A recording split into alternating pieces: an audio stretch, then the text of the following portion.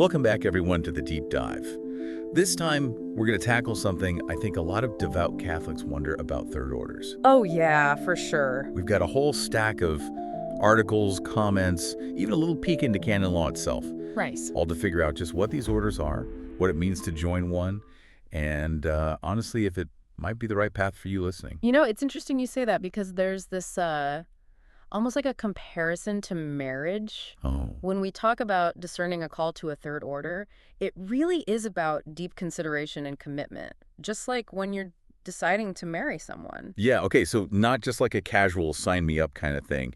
Catholic 365 really emphasizes that, listening to that deeper calling, yeah. Exactly. But before we even get to that, I think we need to back up.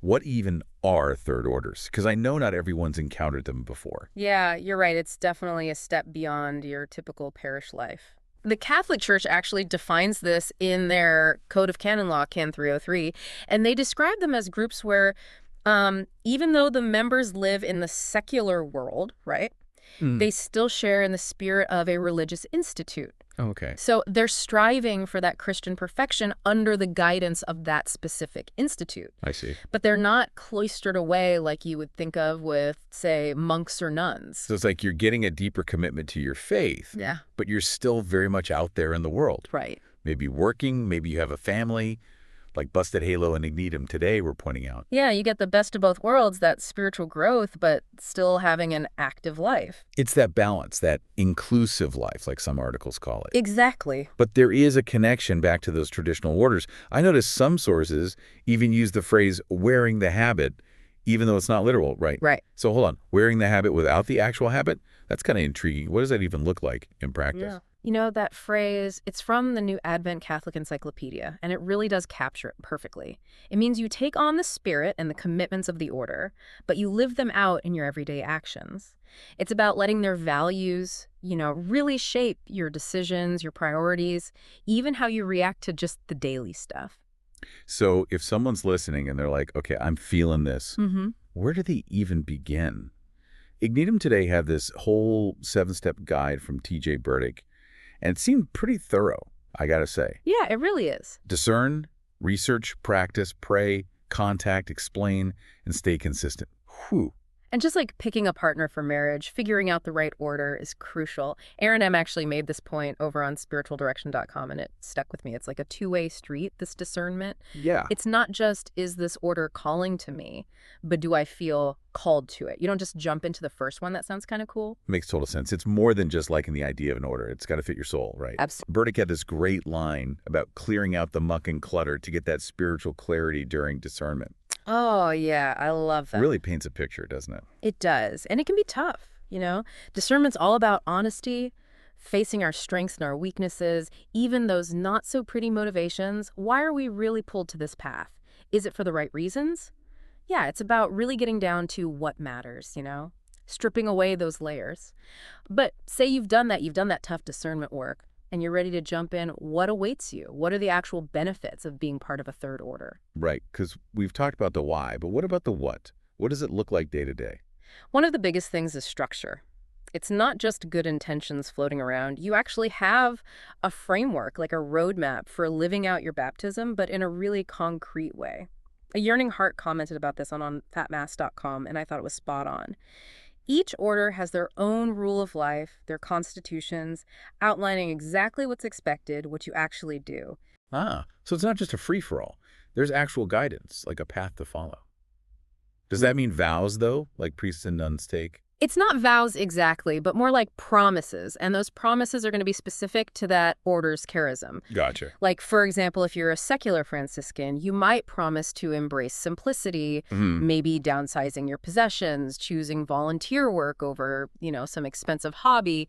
It's about making that charism a lived reality. So that wearing the habit idea we were talking about, it becomes less about clothes and more about the actual choices you make every day. Exactly, yeah. But it's not just individual practice, right? There's got to be a community aspect, too. Absolutely. Regular meetings with your local community, that's a big part of it.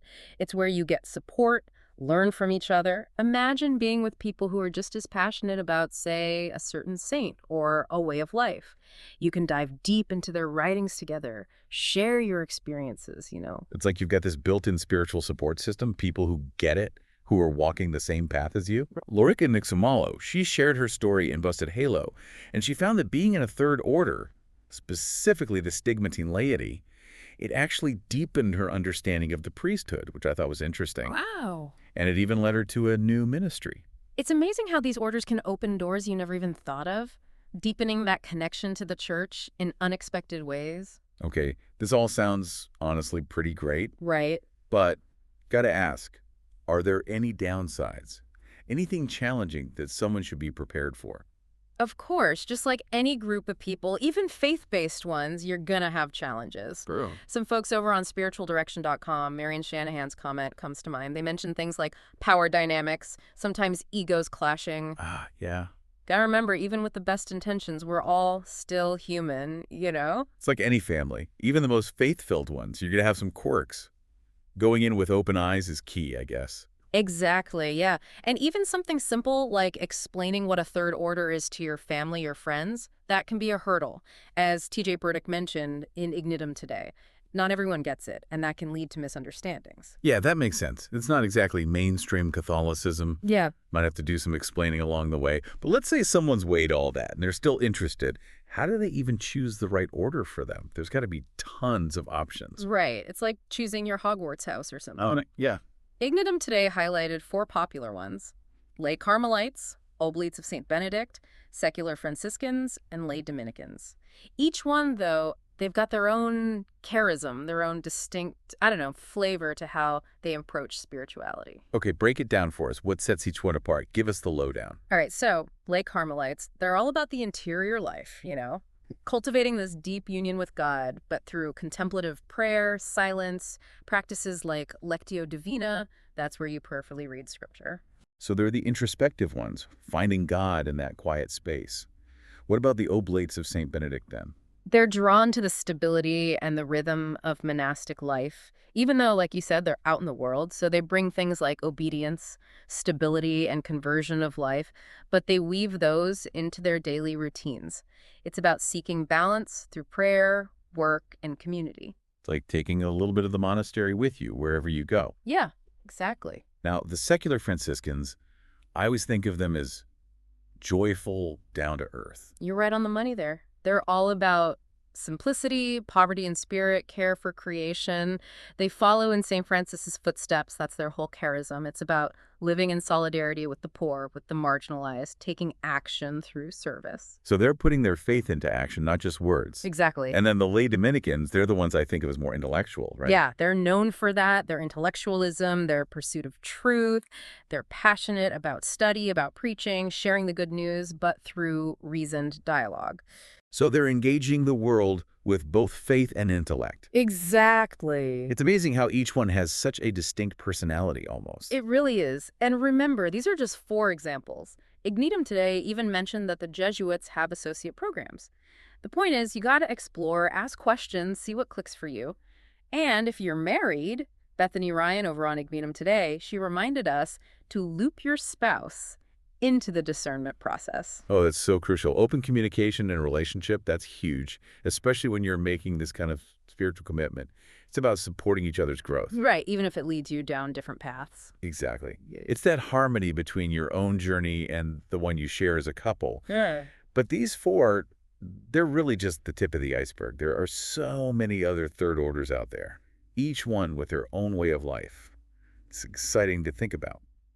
But before someone jumps into researching specifics, maybe we should tackle some common misconceptions about third orders. Oh, good idea. There's definitely some stuff floating around that might be holding people back. One I hear a lot is that they're for people who, couldn't hack it in a religious order. Like it's some kind of consolation prize. Oh, that's kind of harsh. It is. But the truth is, third orders, they're their own unique path to holiness. It's not lesser than anything. It's recognizing that God calls us to serve in different ways, and for some people, that means living their faith in the world, embracing both the spiritual and the secular. So it's not about a hierarchy, it's about finding the right fit for your own vocation. Exactly. Another misconception, I hear this one a lot too, is that they're cliquey or elitist, like some exclusive spiritual country club.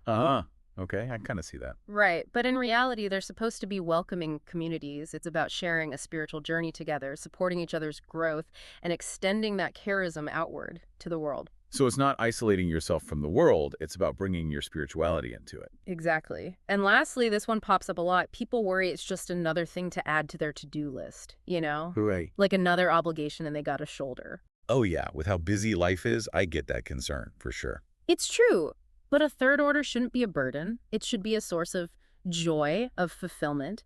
It's about deepening that connection to God, finding meaning and purpose. That can bring more peace, not less, even with a full plate. So it's not adding more, it's about enriching what you already have. Precisely.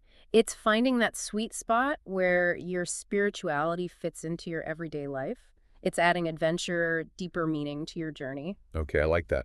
You've given a great overview of the benefits, but what about the flip side? What are some signs that this path, maybe it's not a good fit? That's a crucial question. One big red flag is if someone's just looking for a social club or a way to, I don't know, climb the church ladder. Third orders, they're about spiritual growth, not social advancement. So genuine seeking is key. What else? Another thing is if someone really resists structure or discipline, that could be a sign. Third orders have guidelines, practices that you need to commit to. If someone hates any kind of expectations, any boundaries, it might not be the right environment. Sounds like self-awareness is huge here. Knowing yourself, your strengths and weaknesses. For sure. And finally, if someone's in a really chaotic time of life, major upheaval, instability, it might be wise to wait until things settle down a bit before diving into discernment. It's like that oxygen mask analogy. Got to take care of yourself first before you can help others, right? You need a solid foundation to build on. Exactly. It's about honoring where you're at in life and making sure the choices you make support your well-being, your growth, all of it. Now, we've talked big picture, but I know listeners probably want the nitty-gritty. What does joining actually mean? This is where understanding the specific rule of life, the constitutions of that particular order you're looking at, that becomes super important. Those documents, they outline what's expected, what you're committing to. It's not just showing up, saying a couple prayers and calling it a day. So there's actual work involved. Oh yeah, there's a whole formation process. It'll be different depending on the order, but think of it like, I don't know, spiritual boot camp. Maybe not that intense, but it's a time of study, reflection, learning how to live that order's charism in your daily life. It's like you're learning the ropes, getting oriented. Exactly. You're learning their history, their spirituality, the practices, and figuring out how you authentically live those out. And once that formation's done, what's it like to be an ongoing member? It'll vary, but usually it's those regular meetings we mentioned, continuing to study and reflect, doing acts of service, things that align with the order's charism. You're not just passively learning, you're putting it into action in the world. So you're embodying that order's spirit out there in your everyday life. Exactly. You're a living example of their values, of what they teach.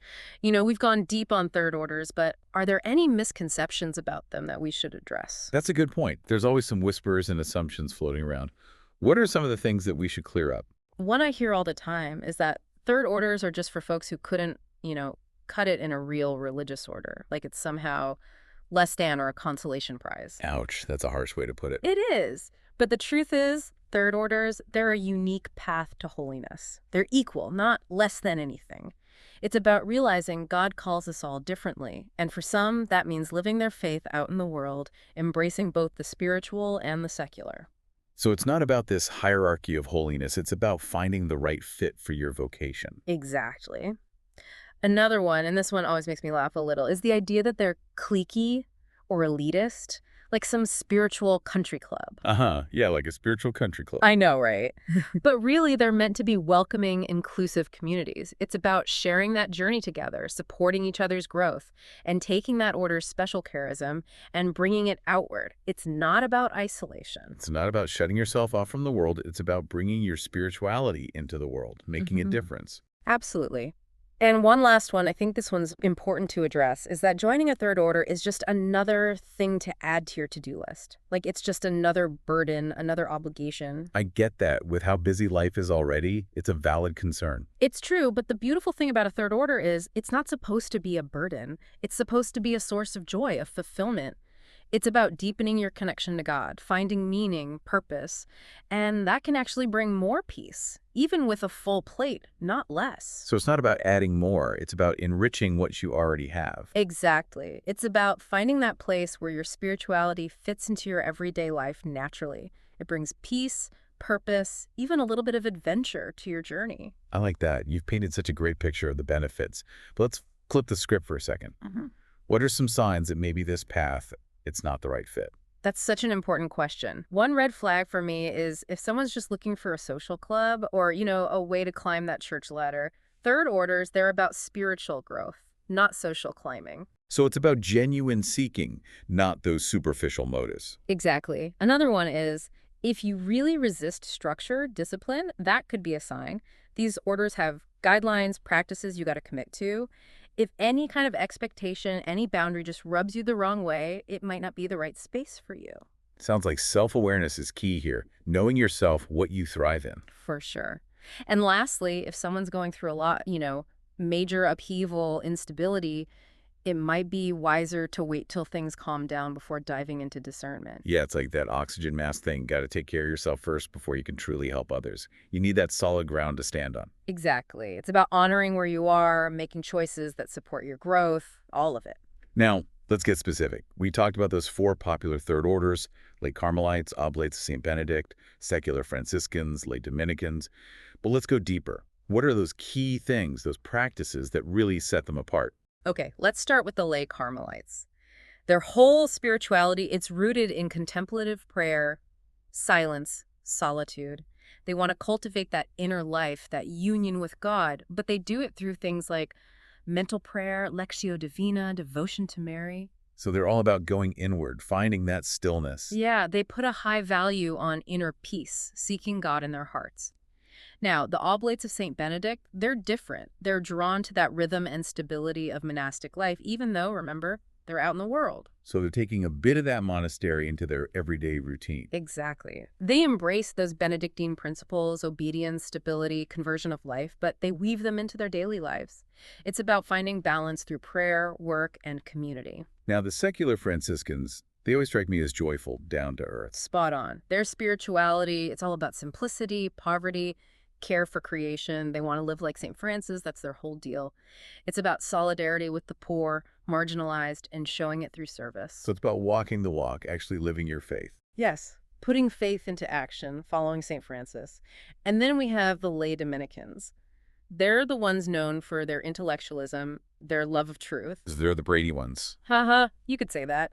They love study, preaching, sharing the good news, but through reason, through dialogue. So it's about bringing faith and intellect together. Exactly. They believe those two things, faith and reason, they can coexist.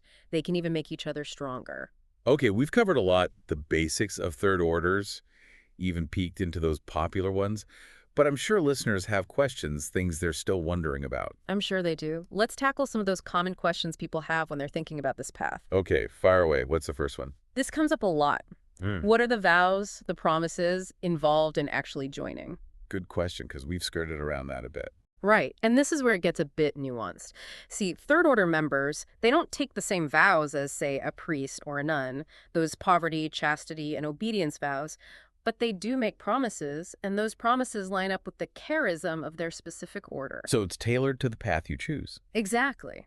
For example, a secular Franciscan might promise to live simply, detach from possessions, prioritize service to the poor, while a lay Dominican might promise to dedicate themselves to study, to truth, to sharing their faith intellectually. So it's about aligning your actions with what that order values most. Exactly. And these promises, they're not just words, okay? They're serious. It's a public declaration of how you intend to live your faith out. So it's not something you jump into lightly. Definitely not. It takes serious discernment, a willingness to embrace the good and the bad that comes with that commitment. Okay, next question. How does joining a third order affect your relationship with your parish, your local community? That's an interesting one. Ideally, joining a third order should make your involvement in your parish even better. Oh. It's not about replacing your community, it's enriching it. You bring back the unique gifts and insights you've gained through your third order experience. So it's like adding a new ingredient to the mix, making it more flavorful. Yeah, that's a great way to put it. Your formation should make you a more active, engaged member of your parish, sharing what you've learned, serving others in a way that reflects your chosen charism. So it's about finding that harmony between your third order and your parish, letting them work together. Exactly. Both communities can support you, nourish you on your journey. Okay, this one's practical. How much time does it actually take to be in a third order? That depends on the specific order and how much you want to be involved, but generally, most have monthly meetings that could last a couple hours. So it's not like your whole life gets taken over by the third order. No, it's about weaving it into your life, not creating a whole separate one. You find that balance, that rhythm that works with your other responsibilities. Exactly. Besides meetings, there's the time you spend on personal prayer, study, service, but that can be adjusted to your own circumstances. You make it work for you, finding that sweet spot where it feels both meaningful and doable. Precisely. And even small, consistent efforts, over time, they make a big difference. Okay, last question for this part. Yeah. What if someone wants to learn more, like find a local community? Where do they start? Great question. Many third orders have websites these days, tons of info about their history, charism, how to get involved. You can also ask your diocese or even a local Catholic bookstore. They often have resources. So there's plenty of information out there. Just got to go digging a little. Absolutely. And don't be afraid to ask questions, explore different options until you find that one that speaks to your heart. That's such a good reminder. This is your spiritual journey. Take the time to find that path that feels genuine, fulfilling to you. It really is about being proactive, following that curiosity, We've covered a lot of ground today, what these third orders are all about, the ins and outs of joining one. But I think it's time to go back to that big question I'm sure is on a lot of people's minds. Should I join a third order? Is this the right path for me?